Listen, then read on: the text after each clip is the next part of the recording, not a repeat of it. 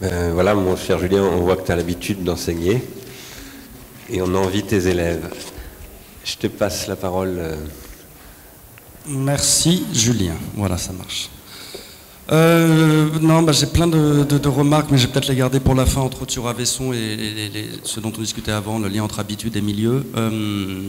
Mais bon, là, on gardera ça pour plus tard. J'ai une question assez simple, je ne sais pas trop comment la formuler, c'est entre habitude et automatisme. L'automatisme étant possiblement l'autre nom de l'habitude, et disons le nom péjoratif. Et comment distinguer la chose et l'automatisme. Alors tu disais tout à l'heure sur le vieillissement, je rajoute juste quand même une remarque, ce qui vieillit, c'est pas juste l'être seul et ses habitudes, c'est l'être et son milieu. Et c'est toujours l'habitude, donc une certaine relation entre l'être et son milieu, comme ce qui est malade, c'est jamais l'être, mais l'être, la relation de l'être et milieu. Le vieillissement, c'est pareil, c'est-à-dire que c'est la relation au milieu est tellement figée, sédimentée, parce que bon, on a l'inquiétude justement d'en bouger, que la relation de l'être à son milieu est précisément tout à fait adaptée, tout à fait habituée, et donc en incapacité complète d'adopter du nouveau. Et l'automatisme, c'est quelque chose comme ça, de l'habitude, mais sans être vieux, pour autant, on a plein d'automatismes. C'est-à-dire une relation où la capacité d'adaptation est complète, et la capacité d'adoption, donc, est nulle. Et donc voilà, enfin, c'est comment formuler comment lutter contre l'automatisme, qui serait le mauvais côté de l'habitude. Et encore sur le milieu, on est très habitué disons, à tel objet technique, et c'est préciséement quand il ne va pas fonctionner, quand le milieu, là au sens de milieu, quand la boîte noire va se manifester, qu'on va sortir de l'input, l'output, quand Google ne fonctionne pas, là tout d'un coup on va ne plus être habitué à Google et réfléchir à Google. Et donc, bref, comment tu formules le danger de l'habitude qui est celui de l'automatisme. Comme tu l'as formulé. alors comment sortir, quoi, comment ne pas faire en sorte que nos habitudes deviennent des automatismes, parce que toutes nos habitudes deviennent des automatismes. Et là, on est les premiers concernés. L'habitude peut être répétition, mais répétition dans ce qu'elle a de mauvais. Comment... Parce que là, j'ai donné des pistes, mais j'ai pas donné des pistes. Comment éviter en tant qu'apprenant permanent, de tomber là-dedans?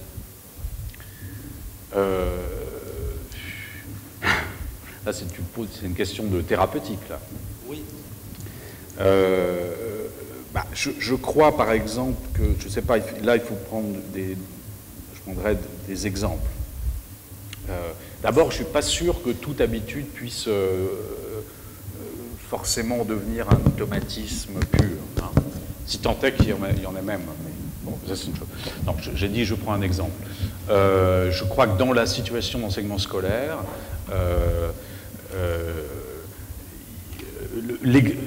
une variabilité bien pensée des exercices doit pouvoir maintenir la souplesse du mode de pensée, de la méthode, de la technique qu'on cherche à faire acquérir. Donc ça, c'est pour répondre. Les deux angles, c'est la question de la rigidification du geste, d'une part, et d'autre part, de la perte de contrôle sur son déclenchement. Bon.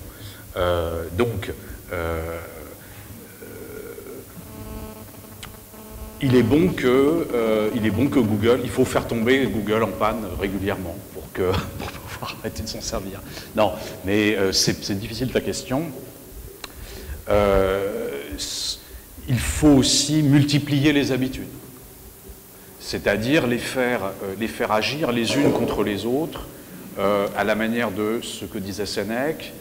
Il faut écrire contre la manie de la lecture, il faut lire contre la manie de l'écriture, pour la repousser, pour la contraindre, pour la tenir à l'écart. Donc je dirais multiplicité des habitudes, continuer à en acquérir de nouvelles. Ça devrait être ça, une des réponses.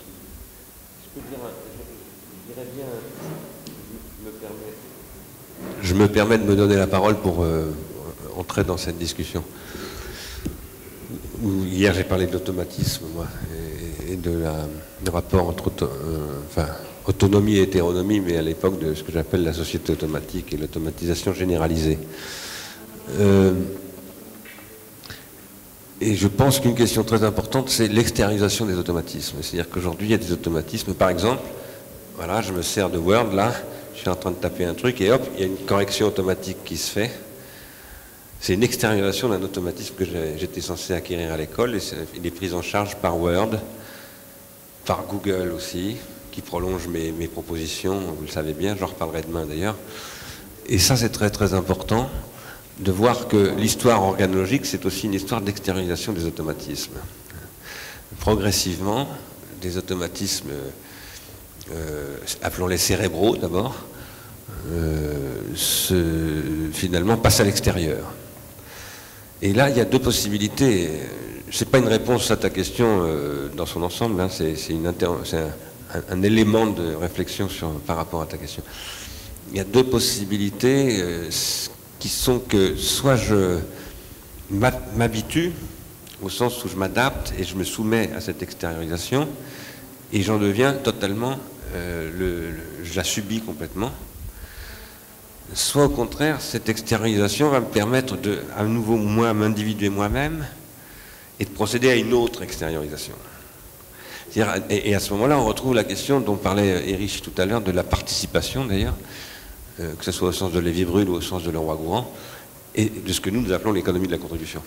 Et je pense que alors, dans toute la prolétarisation dont on parle beaucoup, Ars Industrialis, c'est un processus d'habituation négative et de création de dépendance avec automatisation extrême où je perds de plus en plus la possibilité de m'individuer, donc je me désindividue par l'extériorisation de mes habitudes, que je n'ai pas forcément extériorisé moi-même, mais plutôt que d'autres ont extériorisé pour moi, et je ne peux pas, et je deviens, alors je cite très souvent Simone Weil, pas la ministre, mais la philosophe, et ce qu'elle a écrit sur son expérience de l'usine et du travail à la chaîne, qui sont des extraordinaires documents sur les effets de l'acquisition forcée des habitudes dans les usines, de ce point de vue-là, qui apportent des réponses à ce que tu dis.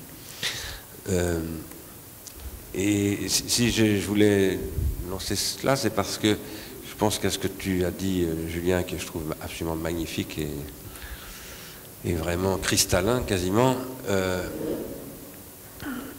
on peut ajouter cette question de l'automatisme extériorisé et de tout ce qu'il implique, qui sont des habitudes de machine, en quelque sorte. Voilà. Des habitudes, enfin, c'est le niveau 2 de l'organologie. Les habitudes peuvent passer du côté de la machine, me priver de mes propres habitudes, me déshabituer, me déshabiter du coup. Et De Guy est parti, mais s'il avait été là, on aurait parlé de l'habitation, parce que habiter en poète, etc., bon, c'est de ça dont il s'agit. Hein. Le poète, c'est celui qui produit la poésie des habitudes, c'est-à-dire qui fait de l'habitude, voilà, et de l'habitation. Pour continuer la discussion, en fait, la façon dont tu opposes ressort et pli, est-ce que le pli pourrait pas essayer d'apporter des éléments de réponse au sens en fait très basique, hein, l'affaire est pliée, prendre le bon pli, donc en termes d'enseignement, tu vois, c'est-à-dire se mettre en rang, etc., etc. Enfin bon, et le pli baroque chez Deleuze, quoi. C'est-à-dire qu'en fait, il y aurait peut-être un régime classique du pli, un régime baroque du pli en enseignement et en habitude.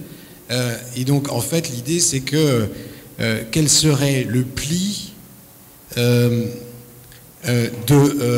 régime d'éducation, par exemple, entre l'éducation nouvelle et Freinet versus l'éducation massive, quoi. Et donc, en fait, je me dis que ton opposition entre ressort et pli, peut-être qu'elle elle recrée un dualisme alors même que tu veux effacer les dualismes, tu vois, voilà. Je n'ai pas voulu opposer le ressort au pli. J'ai juste voulu substituer l'image du ressort à celle du pli, qui est plus commune, associée à l'habitude. Hein. Mais je n'ai pas voulu les opposer, non. Non, mais juste pour rebondir, mais d'un mot, c'est les critères pharmacologiques aussi la réponse, c'est-à-dire c'est des histoires d'âge, de posologie, de fréquence, etc. pour prendre ça. C'est-à-dire que je pense que il y a des choses auxquelles il faut s'habituer à un certain moment et pas à un autre. Il y a des choses auxquelles il faut s'habituer à forte dose, d'autres à moins. Enfin, il faut faire attention à tous ces petits paramètres très subtils en fait de nature pharmacologique. Alors quant à rentrer dans le détail, il faudrait vraiment rentrer dans le détail. Et l'autre petite chose, c'est que ce que tu dis Bernard, il me semble que c'est un peu d'une certaine manière ce que je voulais dire. Le remède de l'habitude, c'est l'habitude. C'est-à-dire que l'habitude extériorisée qui m'a quitté, qui s'est fossilisée sous la forme d'un dispositif technique, il faut à son tour que je me le réhabitue. Mais pas pour le réingurgiter tel qu'il est, mais pour le retransformer. Et voilà. Bon. Et c'est ça que je voulais dire un peu par... c'est l'habitude qui peut répondre à l'habitude. C'est justement par rapport à la différence entre habitude et automatisme. Votre analyse était très claire et ça donne déjà les éléments de réponse que l'habitude est sensitive, je dirais, à la volonté et à la conscience. Mais je me demande, c'était si clair, je me dis, qu'est-ce qui me manque? Et ce qui me manque, c'est la perception, ou peut-être, je dirais, des micro-perceptions, parce qu'il y avait une phrase, c'est peut-être normal en français de le dire, mais vous avez lourdement insisté sur l'habitude contractée. Vous avez qualifié, et ça me fait penser, moi, tout de suite à Deleuze dans Différence et Répétition, où l'habitude, c'est la contraction d'une multiplicité de préhensions, c'est-à-dire de petites perceptions. Et je crois que ça, c'est la différence avec l'automatisme. L'habitude, je peux me méprendre parce que j'ai partiellement anesthésié mes perceptions et je peux me tromper à cause de ça, mais c'est toujours susceptible à la correction par les perceptions, donc la conscience, donc la volonté, où l'automatisme n'est pas sensitif comme ça. Il faut une contre-cause pour corriger mon automatisme. Donc, je me demande où est la perception dans votre schéma. Elle n'était nulle part explicitement, mais effectivement, c'est l'affaire de la... Dans le rapport au milieu, c'est la liaison perception-action, perception-motricité.